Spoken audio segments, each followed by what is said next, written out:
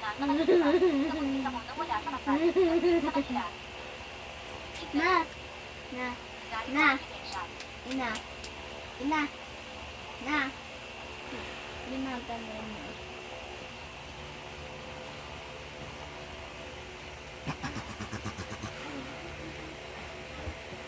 Na.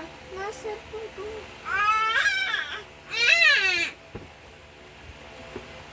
Halika na dito, anak dito. Kayo, anak kayo. Yeah. Pakailan, kailan natin makikita si Ano Juan. may, bakit may sugat sa... Darating Ay, hindi pala.